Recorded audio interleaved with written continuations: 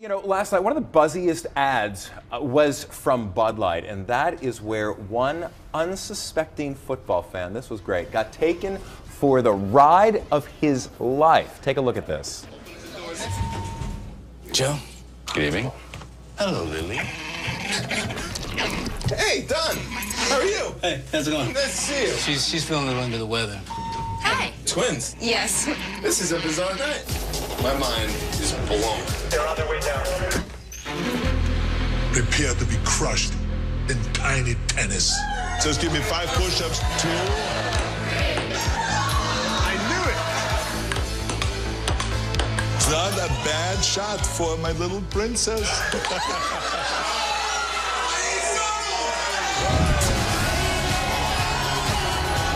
Bud Light, the perfect beer for when Don Cheadle, a llama named Lily, and the identical twin of the girl you just met take you to a party where you defeat Arnold Schwarzenegger in a sudden death ping pong match that puts you on stage with One Republic.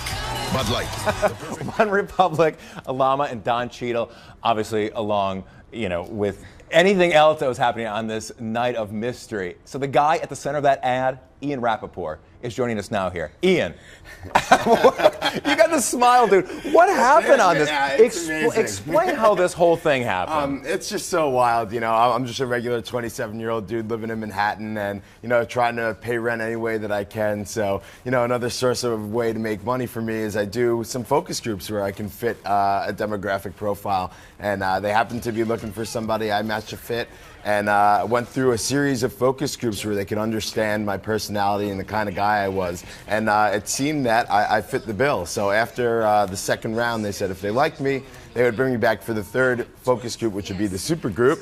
And they would give me $1,000 to go out for the night. It would be more social atmosphere. And I did not know what to expect, but I knew I needed that $1,000. So okay, well, $1,000 is almost kind of like, it's minuscule at this point compared to like what's going on.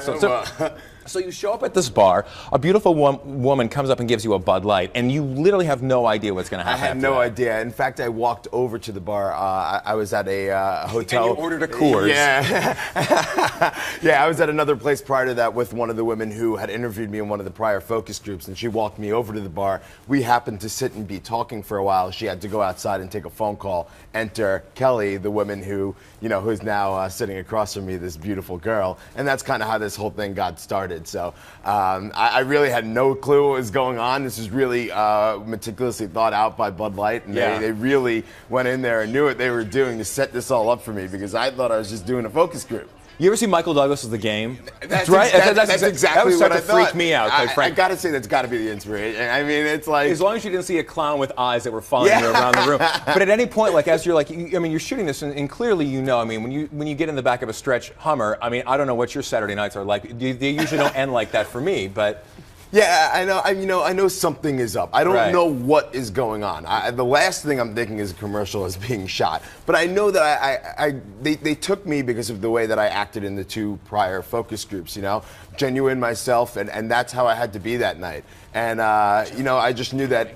They would pay me $1,000, the focus group, to be myself. They want to see how I react in an environment. Right. And I could have never in a million years imagined that it would have amounted to this. Are you kidding me?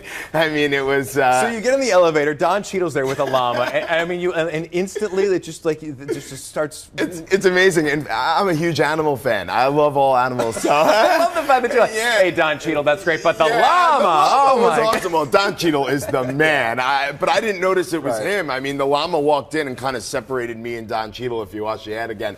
And that's when I kind of look over the llama and say, oh, it's Don. How are you? Don Cheadle walking his llama on a regular all night. What a great guy. So then you get out, but I mean, you see like you've got like cameras following you around and things like that. And then you walk into, to me, I think was like the most impressive part is that you walk into this table tennis showdown with Arnold Schwarzenegger.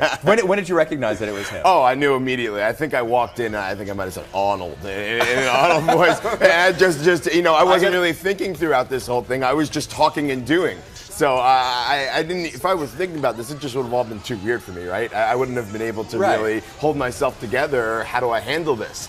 So I just continuously just went along and made it happen. It was crazy, and I'm a big ping pong player. Wait, was that in the focus group? I mean, because they were like, what are your skills like? Yes. You know. ping pong, table tennis, excellent. Yeah. Was that? So I think one of the questions was, are you a tennis player or a ping pong player? And I told them I'm a ping pong player and I went to sleepaway camp for a long time and, kind of perfected my skills there. This is the wildest story. You can't even imagine. You can't make this stuff up. I mean, it was crazy. I walked in to play tiny tennis. Right. And so all of a sudden, then the wall flops down, and you see a stage, and One Republic is up there. I mean, that was just crazy. I caught the ball. I beat him in the third game. I was so happy that the wall falls down. And I think that I'm walking in, this is another part of the experience where I'm standing in the crowd and watching One Republic on stage. But Arnold is pushing me up the stage, and I get up there, and I'm on with everyone. Minka Kelly, Don Cheadle, Reggie Watts, Arnold Schwarzenegger. And at that point, I think Arnold whispers into my ear, and he says, "This is all for you." And at that point, I realized this, and I start freaking out. This was all done for me. Are you kidding me? I mean, there's so many people there for me. I was so thankful and grateful and excited and pumped, and the best night of my life. All thanks to Bud Light. It was amazing. That is so. And the other thing, like, and now you see it back. You see like all the behind the scenes. You see like the control room. You see like these choppers like following you around from place to place. Did it creep you out, though, now that you see like exactly just how intimately people were kind of following you around? No, I happen to love it. All eyes on me. It's a lot of fun. Why not? Definitely weird. It's definitely not something that voyeuristic attitude, apparently. Yeah, that was one of the other key points that the focus group liked about that. That is Yeah, it's just crazy. All right, so you got some numbers. Obviously, you got some connections out of this. Yeah. I'm hoping so, anyway, from that. Yeah, it's nice. There's some people who want to talk to me, and I'm happy to talk to whoever wants to talk to me, share my story. Bud Light gave me the best night of my life, and, I took a chance, and this all happened for me. So, I love sharing this. I'm so glad you're having me on, and I'm just so glad to talk about it. That is very cool. So where'd you watch the game last night? It was great. Bud Light put us up in the Bud Light Hotel for the weekend and had me and about 15 of my family and friends, and we did a big viewing party in their tent where they held all the concerts and everything from the weekend. So it was just so awesome. We had a nice little area that they had set up for us, and my whole family and friends were there. And I think I got some pictures and videos of me watching, all the ads on the big screen. Watching the entire. And a big shout out and just so a lot of excitement. I think it actually epitomizes the word meta. Yeah. If ever there were use of the term for that, that's so cool, Ian. Thanks so much. Thank you. It's my pleasure. I want to bring in Ralphie Aversa, from host of Yahoo Trending. Ralphie, I mean, last night was a crazy night, and obviously Ian's commercial drove a lot of traffic. Oh my goodness, absolutely, yeah. I think it was actually, as far as Yahoo's concerned, Budweiser was the number one of the ads, the number one search topic. It had to do probably with the Bud Light ad, but also with, of course, the Budweiser ad with the dog and the puppy too. Yeah, I mean, Budweiser. It's always on. We were talking earlier about, they're either on like with animals, on with some kind. There's always a very human connection. But what's amazing too is the contrast between those two ads I just mentioned. You have a tearjerker of an ad with the Clydesdale and with the puppy, and then you have Ian's ad, which is just like, what is going on here right now? All the single guys in America are like, dude, why didn't I get that? Me too. That was a very, very cool. It was a very cool ad. What else was buzzing last night? All right, so leading up to the game, it was actually funny. You could have looked at the trends and maybe saw who was going to win, because there were more tweets for the Seahawks than there were for the Broncos on Twitter. It was a slight difference, 50.2 to 49.8, but still the Seahawks with a slight edge there and a bigger edge throughout the game. 24.9 million tweets overall. That's up from 24.1 last year. During the halftime show alone, 2.2 million tweets sent. That's more than the entire State of the Union. Wow. You remember if we were talking about that? Yeah. And by the way, as far as Yahoo's concerned, Bruno Mars, top search trend of the night, more than any other player or any other team. So a lot of people interested in Mr. Mars, and that's great for him because tickets for the second leg of his Moonshine Jungle tour go on sale today. He nailed it last night. I mean, he's a great entertainer. I mean, it's like, and I think the dude's like 3.5 feet tall, but with that hair, he easily goes over 7 feet. He knows how to bring it, though. The Red Hot Chili Peppers, what do you guys think? Well, people on Yahoo are searching why Red Hot Chili Peppers, and I agree too. I thought it would have been cool if they were incorporated more than one song. Let's not forget, Bruno Mars has 2 albums, the Red Hot Chili Peppers have 10. So I think they should have either have a few more songs, have them perform a few more songs, or don't even have them on at all. What was the point? Yeah, well, it's maybe generations collide. I don't know what that was. Yeah, it could have been good. Cool. And why didn't they do the mashup of Red Hot Chili Peppers, known for their cover of Higher Ground? That would have played right into Bruno's strengths. It would have been an awesome mashup there on live TV on one of the grandest stages. But I mean, I guess it was still cool to see him and hear the one song. But Were you tweeting last night? Oh, absolutely. Are you a big Twitterer? Or up until this point? Yeah, totally. Definitely all over Twitter. And now you've like blown up. Like, how many followers do you have? Yeah, now? you know what? It's blown up. I probably only have a little bit over 1,000 followers. I think there are people who are making fake Ian Rappaport accounts and getting in there, but it's just you got to get the verified account. Right? This is the real. I think the request is in actually. So hopefully, there you go. Hillary Clinton, former Secretary of State, former First Lady. She, though, I think probably stole the night with the best Twitter. She did. She won, absolutely. It was a tweet that was retweeted over 54,000 times, and the tweet read, "It's so much more fun to watch Fox when it's someone else being blitzed and sacked." Hashtag Super Bowl. No idea what I'm sure she's not referring to Fox News there at all. Not at all. Not at all. Politics sees no shades at all. But then she came out afterwards and said, "It was a joke, guys. Relax. I didn't mean anything political by that." But still, it was a funny joke. It was a great tweet. Let's talk about Joe Namath. During the coin toss, right? Yeah, the coin toss, which, by the way, he flubbed up, but he walks out there in this extravagant fur coat, and immediately people... I love the fact that you call it extravagant. I mean, if anyone can pull it off, it's going to be Namath. Exactly, and there's the comparison to Macklemore, who happens to be from Seattle as well. So you can see there, how about Joe Namath and the IKEA monkey? That comparison. Who wore it best? Who wore it best? That's what it's going to... Broadway Joe. Got our next segment. Yeah, look at this. I love this. Where is this from? Oh, this is Daily News has got this. Look at this. I love it. I mean, if anyone's going to be able to pull off fur, it's Namath. Exactly.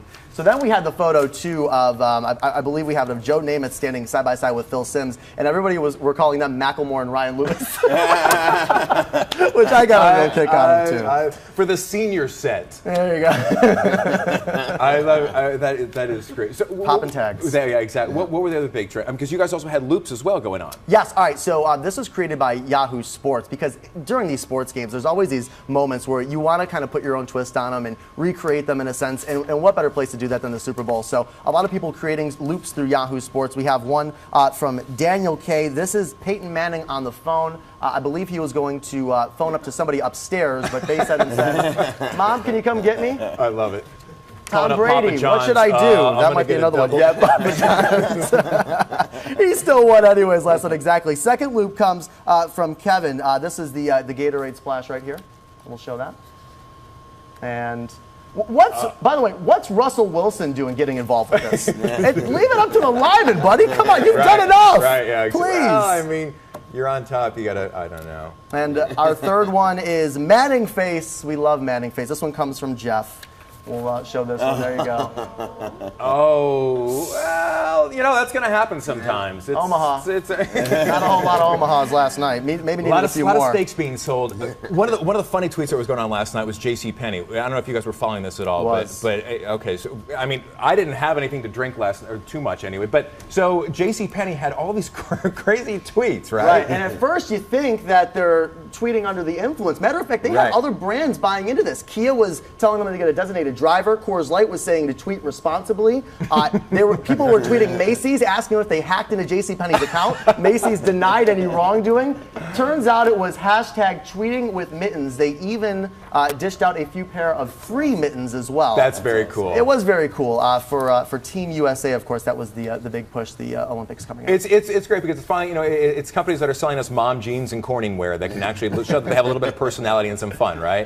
They didn't have to spend a dime to do it, and they really, I mean, for a little bit there, were kind of owning the Twitter conversation throughout the first half of the game, as obviously we were watching the Broncos get blown out. What about Esurance last night? Because they had an interesting ad. They had an interesting, kind of tweet and all. Look at this. So this was great. Yeah, it really was. John Krasinski, of course, maybe you know him from The Office. It was a commercial that aired after the Super Bowl, and the whole premise was, okay, we just saved 30% by airing our commercial after the Super Bowl, the equivalent to $1.5 million.